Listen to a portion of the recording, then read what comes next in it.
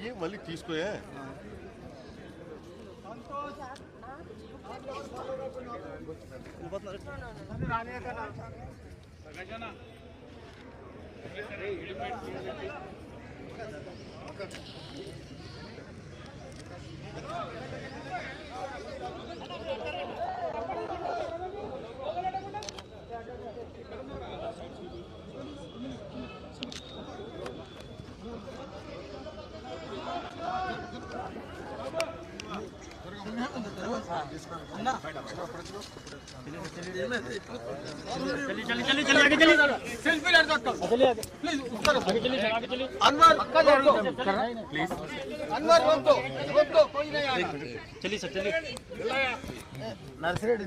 ఏమైంది గొడవ పెడుతున్నారు సంభాల్కే సంభాల్ చూడదు చూడదు చూడు సంభాల్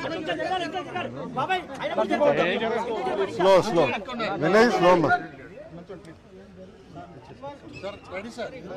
రెడీయా మీడియా మిత్రులందరూ నమస్కారం.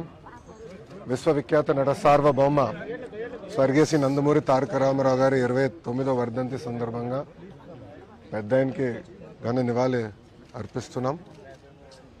ఎన్టీఆర్ అనేది కేవలం 3 అక్షరాలు కాదు, ఒక ప్రభంజనం.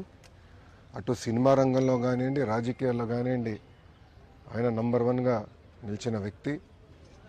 సినిమాలో మనం ఒకసారి చూస్తే, చరిత్రగానే ఒకసారి చూస్తే అన్ని రకాల సినిమాలు ఆయన చేశారు, ఒక మార్క్ అనేది నిలబెట్టారు.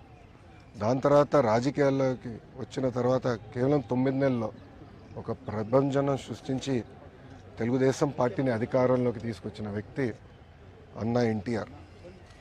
ముఖ్యమంత్రి అయిన తర్వాత కూడా రిలాక్స్ అవ్వకుండా ₹2 కిలో బియ్యం కానివ్వండి, పటేల్ పట్వారీ వ్యవస్థ రద్దు చేస్తాం కానివ్వండి, మహిళలకి ఆస్తుల్లో సమాన హక్కు కల్పిస్తాం కానివ్వండి, ఇట్లా అనేక సంస్కరణలు తీసుకొచ్చారు అన్న ఎన్టీఆర్. అన్న ఎన్టీఆర్ వల్లనే ఈరోజు తెలుగోళ్ళు తలెత్తుకుని తిరిగే పరిస్థితి వచ్చింది. ఆనాడు భారతదేశంలో తెలుగోళ్ళు అంటే మద్రాసీలు అనేవారు, కానీ తెలుగు జాతి గర్వించే విధంగా ఆయన మన గలం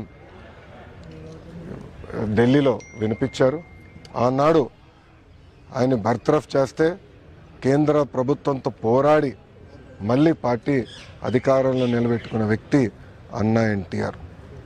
ఒక వ్యక్తితో ప్రారంభమైన తెలుగుదేశం పార్టీ ఈరోజు 1 కోటి మందితో సభ్యత్వాలు తీసుకుని నిజంగానే చాలా గర్వకారణం.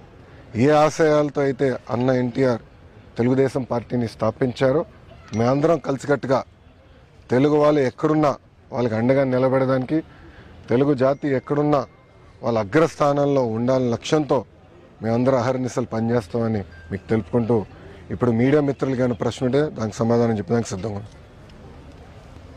जब तक सूरज चांद रहेगा एनटीआर का नाम रहेगा. इंग्लिश చెప్పాలా? ఓకే. టుడే ఇస్ అన్న ఎన్టీఆర్స్ 29th వర్ధంతి. It could be movies, it could be in politics. He has left a strong mark for himself. In movies, he has done various roles. He has also done the roles of enemies to elevate, to explain to people why enemies behave in a certain manner. And when it comes to even the political realm, the kind of reforms that he has given, the kind of reforms that he has introduced, even today, other states are following. And if you look at it back then, in terms of food security, giving women equal rights and assets, giving power at a very subsidized price to farmers, the irrigation projects that he has done, even today they all stand as a testimony for his vision, his commitment for the people of Telugu speaking states. So as a party, we started with one member, that is Anna NTR. Today we stand tall with 1 crore members. With what objectives Anna NTR started the party, we are carrying his legacy forward. Wherever Telugu people are, in whichever state or in whichever country across the world, wherever they are, we will stand by them.